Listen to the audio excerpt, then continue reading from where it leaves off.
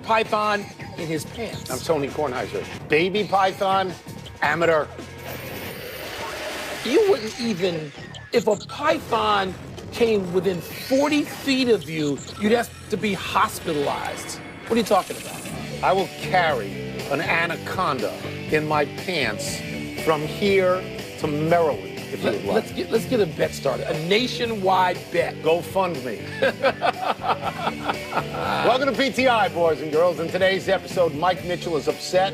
Tennessee finally gets a coach, and Floyd Mayweather, your boy, not my boy, says he carried Conor McGregor. But we begin today with a shakeup at the top of the woeful Cleveland Browns. The Browns have fired their GM, Sashi Brown, who had been in that job the last 2 years.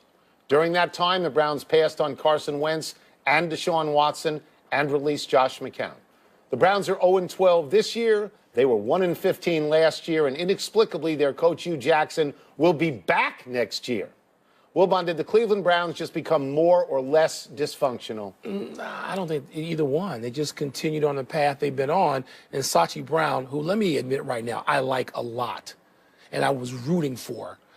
I just think they didn't get back on the track that he wanted them to get back on. But they've been off track for so long. Yeah. And by the way, let me spin this forward a little bit. At least if you're going to have a record that they had, and you just outlined it, it's just awful. Terrible. Sashi Brown didn't say it happened, or I'm sorry, it happened. He said today that record is, quote, not going to cut it. But he also said the turnaround is coming, and he will be the first one to applaud if and when the Cleveland Browns turn around. And so my point is, Tony, this franchise has been going in the wrong direction for a long time. They're terrible. And Sashi Brown couldn't get it turned. They're terrible. They're a clown show. Since they have been back in Cleveland in 1999, so that's 1918 season, something like that. Yeah.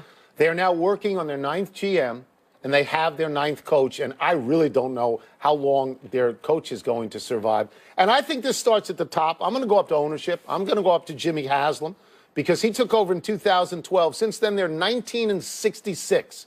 19-66. Is that something I could interest you in? And they wasted a number one pick, on Johnny Manziel. But if you mention picks, let's go back to picks for a second. The one thing that Sashi Brown did, which could lead to the process working, is that he stockpiled draft picks, and Cleveland has a ton of them this year.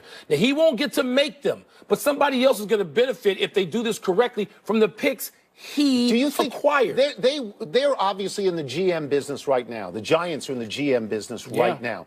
Do you think that it's fair to bring in a GM and say you have to keep this coach?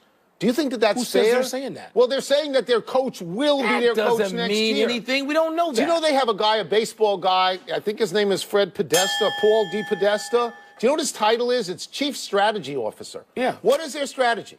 What does it look like their strategy is? Pass on good quarterbacks and be terrible? Win 2. What? Win 2. Over 2 years. Ernie used to say, let's play 2, let's win 2. It's been a while. That's your team. Go ahead. Now it's my team. Tony, we've got a major philosophical difference of opinion between two defensive players in the NFL that is fascinating. Let's listen first to Pittsburgh's Mike Mitchell. At the end of the day, this is football. If you want to see flag football, then let's take our pads off. That would make it easier for me because now I don't got to wear heavy But give us flags for me to pull off because that way I know what we're playing. You know, I signed up to play full-speed contact football, and we're not doing that. I feel like I got to ask a guy, hey, are you ready for me to hit you right now before I hit you? On the other side of the aisle is former Giant defensive lineman O.C. Umenyiora, who tweeted, quote, are players really this dumb? Hate to say it, but come on. Former players have died and are dying horrible deaths because of head trauma. And you're complaining because the league is taking steps to at least try to reduce it, make it flag football? Ridiculous, close quote. Tony, which argument carries more weight with you? I'm going to do what you do on the show a lot. I'm going to push. Because I know that O.C. Umenyiora is right. And I know that football players are killing themselves. I mean, I get that. On the other hand, at my age, the football I grew up with is the football that Mitchell is talking about.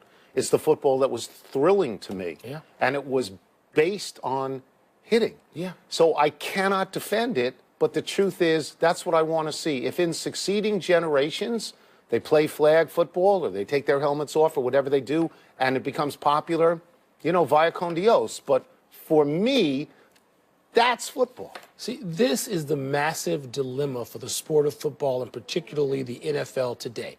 It is not Jerry Jones versus Roger Goodell, even though we've diverted our attention, sadly, to that.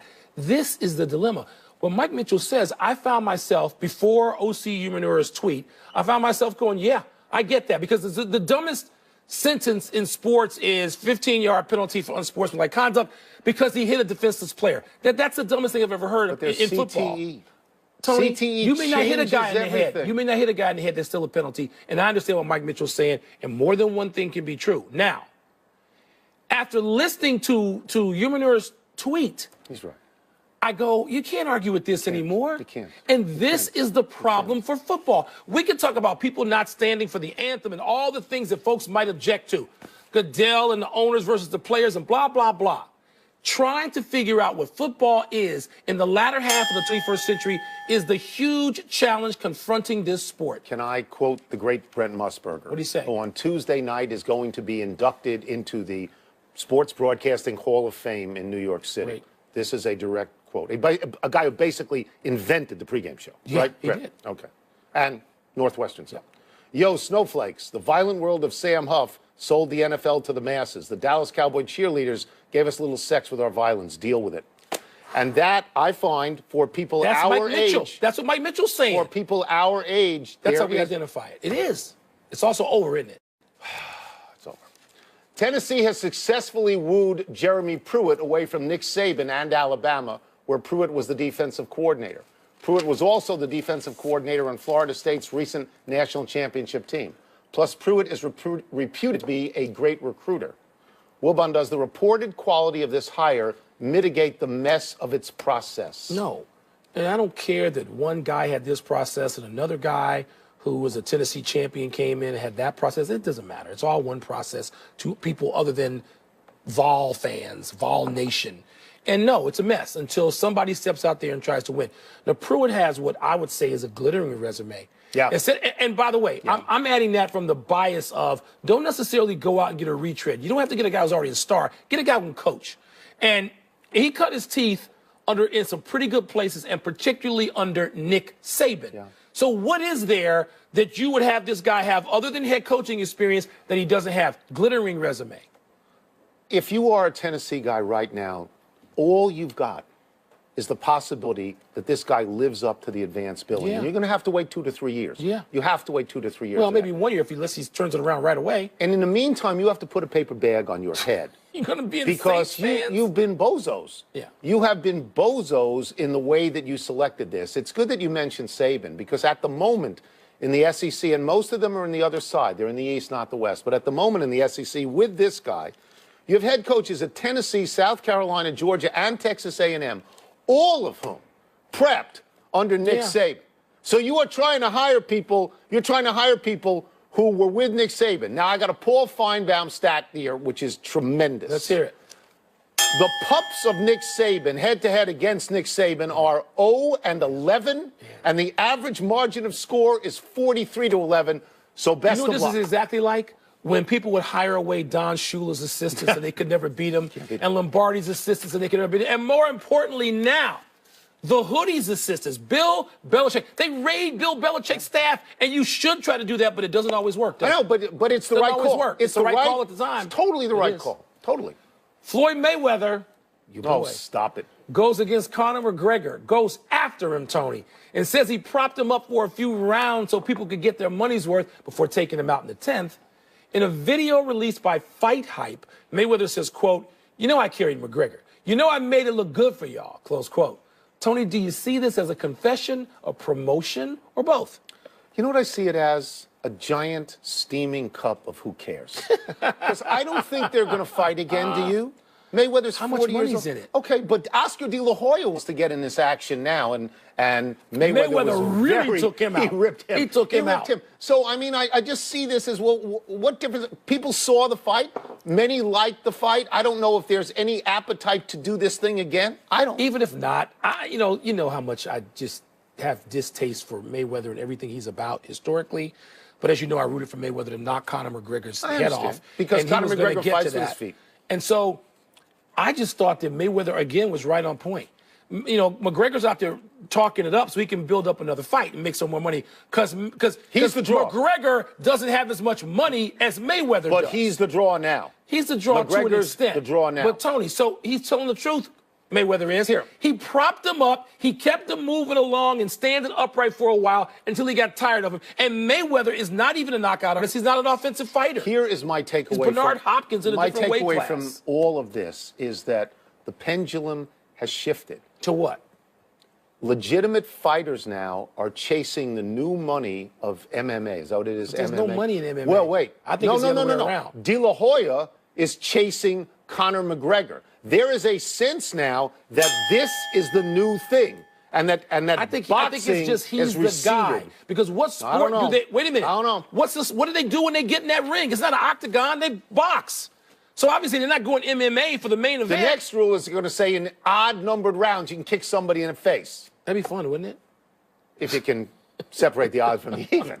The Cleveland Cavaliers have now won 13 games in a row after beating Sacramento last night.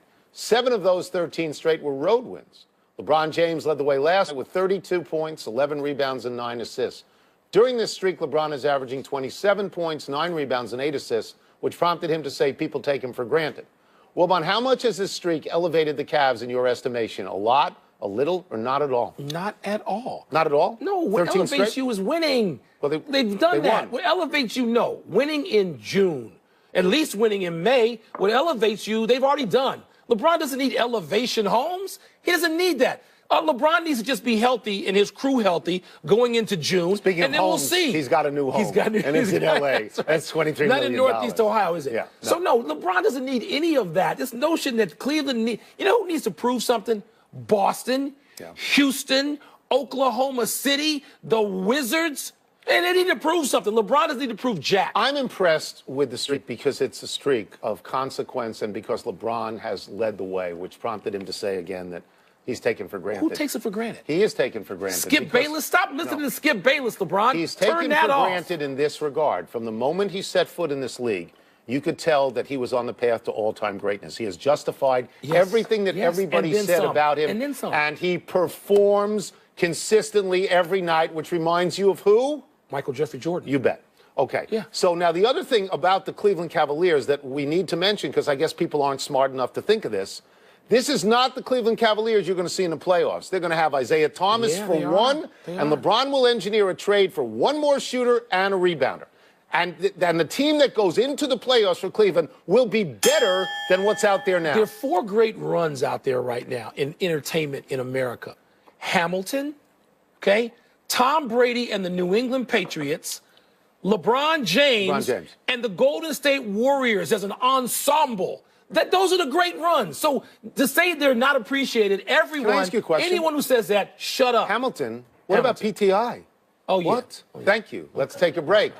Coming up is the NFL overprotecting players. We're going to ask Steve Young. We'll also ask him whether Russell Wilson should think twice about wanting to play until he's 45. I mean, honestly, are we chopped liver? I mean, we've won multiple. Are we longest on the network? Let's get back into the NFL with another guy who played in the league. My own career was cut short by cramping.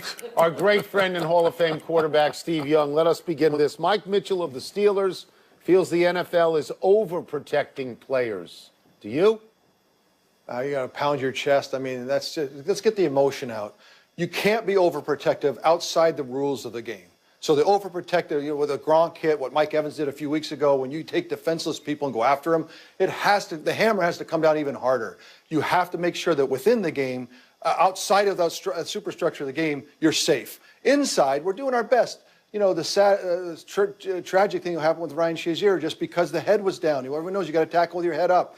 There's things about the game that are going to be difficult. You can't protect some of it, but you can legislate the targeting. It sounds like they're going to try to do that. That makes sense. It's not trying to take away the physicality of the sport. The sport was as physical as it was in 1950, but it's a different way because people are willing to injure themselves, and so they're willing to target people's heads. That stuff, that's not about how tough you are. That's just legislating, being smart within the game. The game of football needs to survive. It needs to be something we can all kind of want to watch. And Monday night's game, you felt like at the end of it, I was there. I was like, I don't know if I want to watch. And so part of this is not overprotective. It's really it's existential in some way.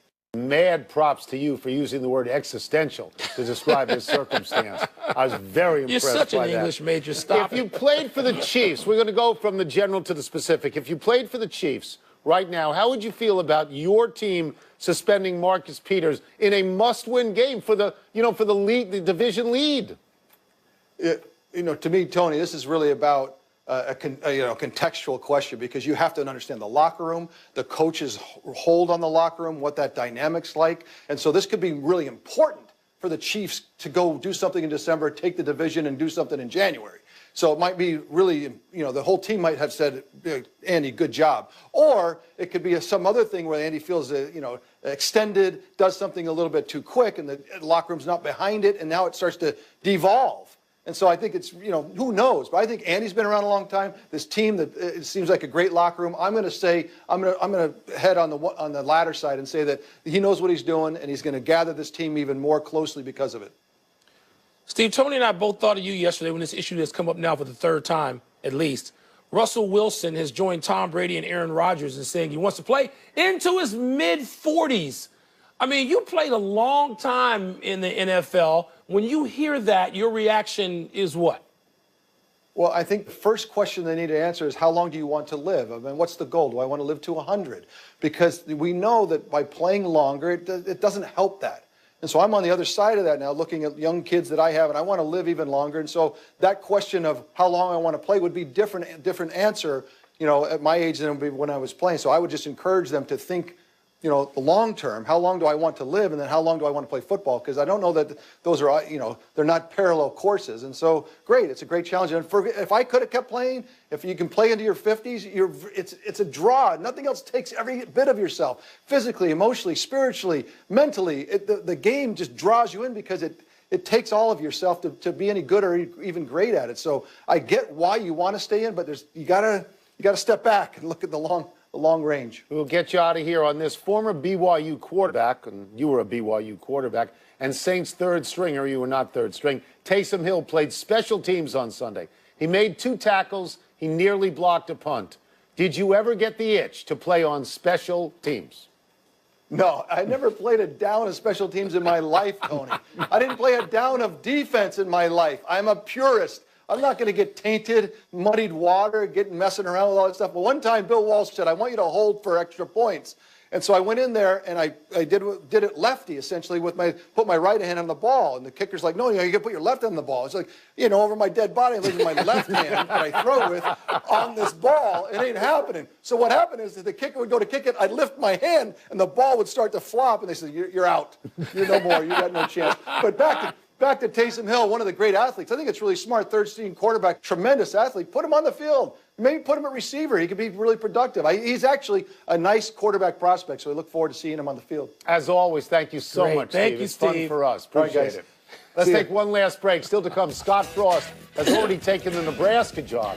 So should UCF want him coaching for it in the Peach Bowl? And Boogie Cousins.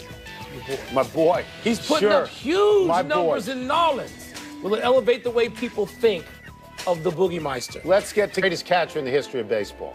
Bench played all his games with Cincinnati, where he was a 14-time All-Star.